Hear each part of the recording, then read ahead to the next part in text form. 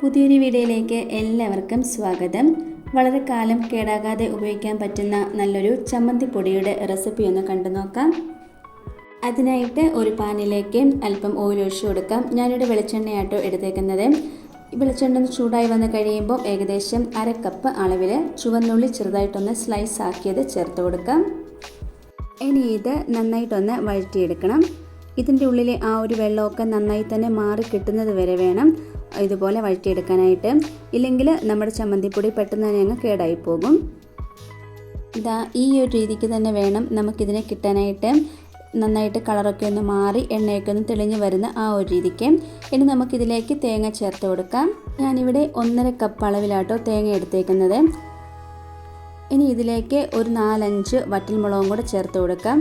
ഇനി ഒരു പിടി അളവിൽ കറിവേപ്പിലയും കൂടെ ഒന്ന് ചേർത്ത് കൊടുക്കാം. ഇനി ഇത് നന്നായിട്ടൊന്ന് മിക്സാക്കി കൊടുക്കാം. നമ്മൾ ഈ ഒരു തേങ്ങ വഴറ്റിയെടുക്കുന്ന സമയത്ത് ഇതിൽ ശകലം പോലും വെള്ളമായി ഉണ്ടാകാൻ പാടില്ല. നന്നായിട്ട് തന്നെ ഇത് ഡ്രൈ ആക്കിയിട്ട് വേണം ഇത് പൊടിച്ചെടുക്കാനായിട്ട്. നല്ലൊരു ഗോൾഡൻ ബ്രൗൺ കളർ ആകുന്നത് വരെ ഒന്ന് ഫ്രൈ ആക്കിയെടുക്കാം.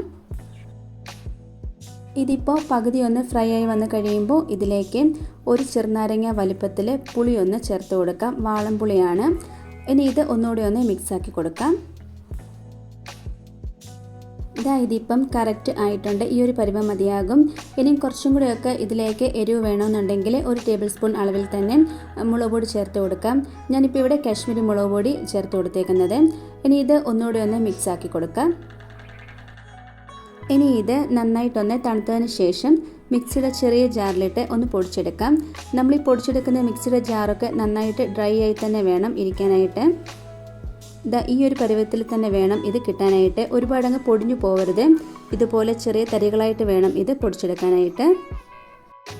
ഇതൊരു എയർ ടൈറ്റ് ആയിട്ടുള്ള കണ്ടെയ്നറിൽ ഇട്ട് വെക്കുവാണെങ്കിൽ നമുക്ക് ഒരുപാട് നാൾ കേടാകാതെ ഉപയോഗിക്കാൻ പറ്റും. കറിയൊന്നും ഇല്ലെങ്കിൽ പോലും ഈ ഒരു ചമ്മന്തിപ്പൊടി മാത്രം മതി കേട്ടോ ചോറിൻ്റെ കൂടെ കഴിക്കാനായിട്ട്. നമ്മൾ ചമ്മന്തിപ്പൊടി ഉണ്ടാക്കുന്ന സമയത്ത് ഒരുപാട് ഓയിലായി പോവരുത്. എന്തായാലും ഈ ഒരു തേങ്ങയൊക്കെ നമ്മൾ ഫ്രൈ ആക്കുന്ന സമയത്ത് ഇതിൻ്റെ ഉള്ളിൽ നിന്ന് തന്നെ കുറേ വെളിച്ചെണ്ണ ഇറങ്ങി വരും. അതുകൊണ്ട് ഒരുപാട് ചേർത്ത് കൊടുത്തു കഴിഞ്ഞാൽ നമ്മൾ പൊടിച്ചെടുക്കുന്ന സമയത്ത് നന്നായിട്ട് തന്നെ കിട്ടില്ല. ഇന്നത്തെ നമ്മുടെ ഒരു സിമ്പിൾ റെസിപ്പി എല്ലാവർക്കും ഇഷ്ടമായി കാണുമെന്ന് വിചാരിക്കുന്നു. ഇഷ്ടമായിട്ടുണ്ടെങ്കിൽ ലൈക്കും കമൻറ്റും സബ്സ്ക്രൈബ് ഒന്നും ചെയ്യാൻ മറന്നു പോകരുത്. അടുത്ത വീഡിയോയിൽ കാണാം. Thank you.